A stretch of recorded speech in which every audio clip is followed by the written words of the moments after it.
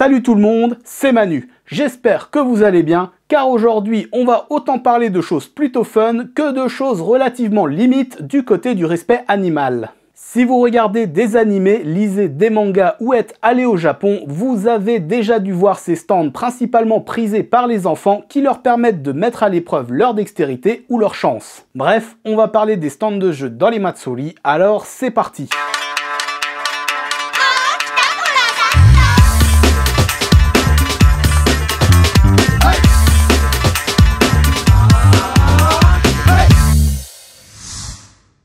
Bon alors, on va déjà commencer par le plus connu et ses variantes, le Kingyo Sekue, donc l'écopage de poissons rouges. Oui bon, je vous vois déjà venir avec mon terme d'écopage, mais c'est ce qui est le plus juste à la traduction pour Sekue, vu que ce n'est pas à proprement parler de la pêche dans le sens à la ligne. Donc dans ce jeu, on utilise un poi qui est une sorte d'épuisette plate. Dans la majorité des cas, elle est en plastique. C'est tout bêtement un anneau muni d'un manche dans lequel on tend une feuille de papier plus ou moins épaisse. Car oui, en fonction du stand, de leur gentillesse, de l'âge du participant ou tout simplement du prix payé pour la partie, on peut avoir des difficultés différentes. Mais alors, dans tout ça, qu'est-ce qu'on gagne à la fin? Et là, vous vous dites, bah elle est couillon ta question, les poissons rouges attrapés, forcément. Alors, historiquement, oui.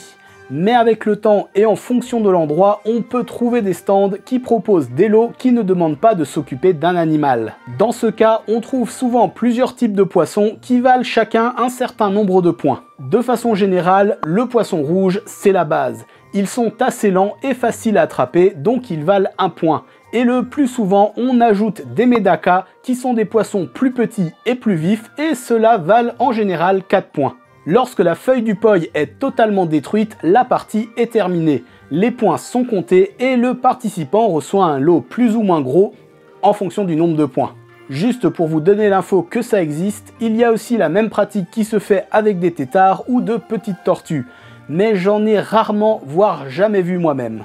Et maintenant on passe à la variante sans être vivant. Le Super Boru Sekue. Et derrière ce nom de Super Boru Sekue se cachent de banales balles rebondissantes de plusieurs tailles. Et si on les appelle les Super Boru, c'est parce qu'à la base elles proviennent d'un jeu de loterie qu'on trouve dans les Dagashiya, donc les boutiques de bonbons. Dans le cas du Super... C'est bon, on a compris. Bah le principe est le même qu'avec les poissons rouges. On récupère les petites balles dans l'eau et ensuite on a le choix de les garder ou les échanger contre une plus grosse. Parfois les grandes balles sont aussi dans l'eau, mais forcément c'est plus risqué de s'y attaquer car elles sont plus lourdes. Passons maintenant au Unagitsuri, Kanitsuri et autres variantes, donc la pêche à la ligne. Dans ce cas, c'est plus souvent des adultes qui jouent, car le but est d'attraper des animaux qui sont destinés à être mangés. L'idée, c'est que le prix de la partie est largement inférieur au prix de l'animal en poissonnerie. Le jeu se fait sur 2 points. D'abord, il n'y a pas d'appât, juste un bâton, une ficelle et un gros hameçon. Il faut donc attraper l'animal en plaçant l'hameçon en dessous de lui, mais ce n'est que la première étape, car la baguette qui sert de canne à pêche est relativement fragile, donc il faut épuiser l'animal avant de le sortir, car sinon ses mouvements casseraient la baguette et c'est perdu. Bref, c'est assez technique et assez problématique au niveau du bien-être animal, car il peut rester blessé assez longtemps jusqu'à ce qu'un autre joueur arrive. Bon, à ce stade de la vidéo, j'en ai terminé avec les jeux qui utilisent des animaux. On continue donc avec de la pêche, mais cette fois-ci de ballons yo-yo avec le Yo-Yo Tsuri. Cette activité consiste à pêcher de petits ballons gonflés avec un peu d'eau à l'intérieur auquel est accrochée une ficelle élastique. La complexité de cette pêche, toute relative, ça reste un jeu pour enfants, vient de la forme du crochet et de la nature de la corde. Le crochet forme un W et la corde, c'est une fine bandelette de papier tournée sur elle-même. Il est donc ardu d'attraper quelque chose sans mouiller le point de fixation du crochet. Le poids de l'eau dans le ballon et l'effet de succion de la surface de la piscine peut donc assez facilement casser le papier si celui-ci est trop mouillé. Mais comme pour les autres activités, rien n'empêche d'en récupérer plusieurs tant que la ligne est intacte. Dans les variantes, c'est surtout la nature des objets se trouvant dans la piscine qui est modifiée. De façon traditionnelle, ce sont des ballons ronds colorés, mais on peut aussi avoir de petits ballons à l'effigie de personnages célèbres ou de poissons, voire de petites figurines en plastique dur munies d'une ficelle. Bref, c'est une activité sympathique et peu chère pour les plus jeunes qui leur permet d'avoir un objet avec lequel jouer pendant la durée du Matsuri. On passe maintenant à un autre jeu qui, lui, demande de la patience, de la dextérité et un peu de chance. Le Katanuki. À votre avis, qu'est-ce qu'il y a dans cette petite boîte? Moi, je sais, des bonbons! Non. Des Katanuki? C'est bien tenté, mais ça nous dit toujours pas ce que c'est. Des plaques de bonbons à découper? Non, oui, mais comment tu sais ça, toi? Ah, je suis toi!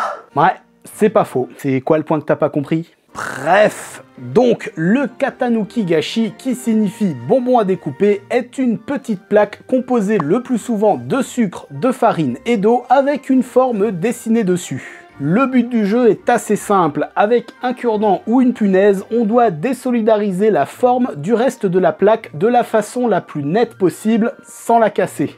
Il existe des plaques de niveaux de difficulté différents, donc avec plus ou moins de détails. La plupart du temps, le coût de la partie est le même, mais choisir une forme plus compliquée permet l'accès à des lots plus intéressants. Et si vous vous posez la question, oui, c'est plus ou moins comestible, mais c'est pas un grand plaisir gustatif.